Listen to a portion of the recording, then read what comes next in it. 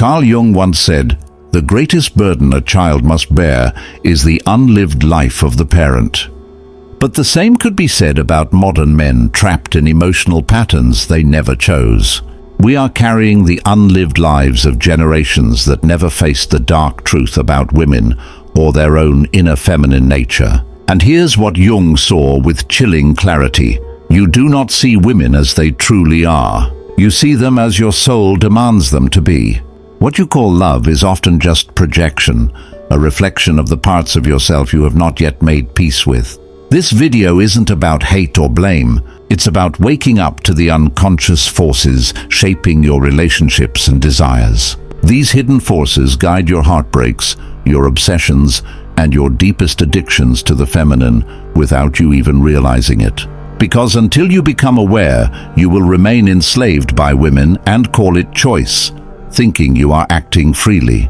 Jung believed that within every man lives a hidden figure, the anima, his inner feminine, the source of emotion, intuition, and soul. But here's the danger. If a man doesn't become conscious of his anima, she begins to control him from the shadows. She is then projected onto real women, not as they are, but as he unconsciously needs them to be for his inner story to continue. You meet a beautiful woman and instantly feel like she's home. You've known her for minutes, but you feel a strange, deep familiarity. You think it's fate, but Jung would call it psychic possession, your unconscious taking control under the illusion of love. You are not falling in love with her. You are falling into your own unconscious, mistaking your reflection for connection. The anima whispers, "She'll save you. She'll complete you. She's different." But none of that is real. It's just your projection. It's not her you're chasing. It's your lost soul through someone else's body. The anima is not evil, but she is incredibly powerful. She holds the keys to your emotional and spiritual growth, but if ignored, she will drag you through chaos just to be seen. Every romantic obsession that ends in madness, every woman placed on a pedestal, bears her fingerprints. Jung warned that when a man refuses to engage his anima consciously, she becomes autonomous, acting on her own. She then manifests as the seductress, the fantasy, the inner voice that leads him into blind devotion and self-betrayal. He becomes like a moth drawn to a flame, not because of her beauty, but because of his own inner fragmentation and longing. Integration begins not with rejection, but with recognition, realizing she lives within you, not in the women you chase.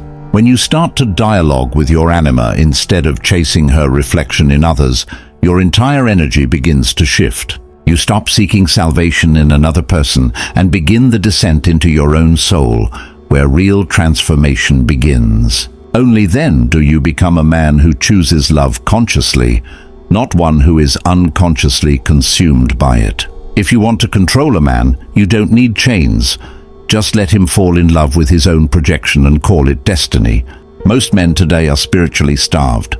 They were raised by disconnected fathers and distracted mothers in broken homes. They were never taught how to embody masculinity, only how to please and perform for approval, especially from women.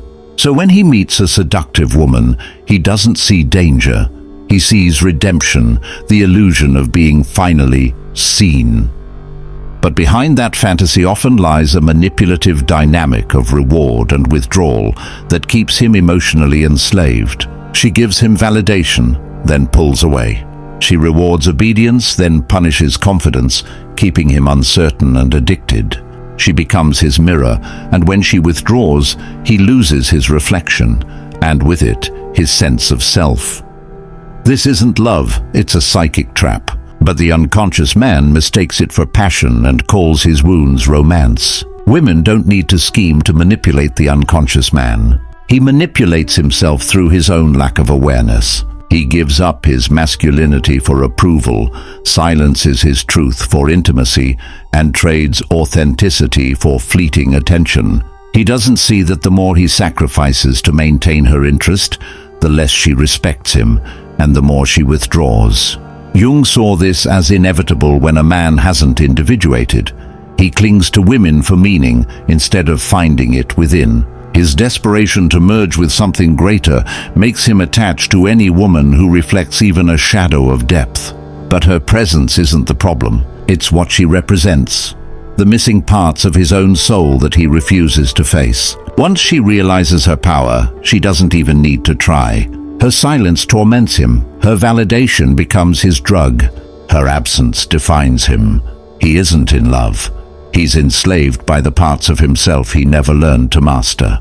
Jung didn't romanticize women. He respected their power and warned men who failed to recognize its psychological depth. The unconscious feminine has two faces, the nurturing muse and the devouring seductress. One gives life, the other consumes it. Both exist within women, just as both the noble and weak aspects of the masculine exist within men. Jung believed women too are ruled by their unconscious, specifically the animus, their inner masculine counterpart. A woman who hasn't integrated her animus becomes toxic differently, controlling, critical, and emotionally manipulative. She demands control but blames others when things fall apart, unaware it's her unbalanced animus driving the conflict. And if you're ruled by your anima, you'll be drawn to her, because her chaos mirrors your own unhealed wounds. You'll call her difficult or say there's chemistry, not realizing you're reenacting a childhood wound that still bleeds. The modern woman disconnected from her true feminine isn't evil. She's inflamed by a culture that worships control and dominance. She replaces intuition and emotional depth with independence and power, mistaking detachment for strength. Her animus becomes a tyrant, speaking through criticism and coldness instead of wisdom or emotional depth. When this fractured feminine meets a man ruled by his unintegrated anima, the result is explosive and magnetic. They're drawn to each other like magnets, but it's not love. It's trauma bonding disguised as destiny. He sees her fiery resistance and calls it strength. She sees his softness and calls it safety. Both are projecting wounds. Beneath it all is a war of unmet archetypes, two half-souls clinging to each other in search of balance they lack within. The only way out is for each to face themselves. Until she integrates her animus, she'll destroy the men who try to save her. And until you integrate your anima, you'll keep running toward women who devour the parts of you you never learned to protect. Jung taught that what we love in others is what we haven't owned in ourselves. Attraction is self-recognition in disguise. That woman you can't stop thinking about probably carries a piece of your soul you've never dared to claim. Her mystery mirrors your lack of direction. Her confidence reflects your repressed masculinity. Her beauty reveals your buried longing for wholeness. You don't love her. You love the part of you she awakens. That's why her leaving feels like death. It's your own loss you're mourning. Modern dating has become an endless cycle of mutual projection. Everyone seeks reflection, not connection. People want someone to mirror their fantasy, not to challenge their unconscious. That's why it never lasts. You didn't meet a person, you met a symbol. And symbols don't text back or truly love you. They just reflect you. Projection feels like fate, but it's just fantasy fueled by desperation, not destiny or divine alignment. When you project your anima onto a woman, you inflate her into something sacred, a goddess, a healer, a muse. But she's human, and when her reality breaks your illusion, the fantasy collapses, and so do you. Jung warned that projection is always unconscious. You don't choose it. It happens to you, and it feels profound. Because it's emotionally overwhelming, you mistake it for spiritual significance. But it's compensation, not connection. You're compensating for the unlived parts of yourself by assigning them to someone else's face and calling it love. That's why you fall so hard for certain women. They don't possess magic. They reflect your own disowned magic back at you. Because you don't see it within yourself, it feels divine when reflected in them. But the divinity was always yours. If you want love, kill the projection. If you want a soul, reclaim your own. Stop mistaking reflection for revelation.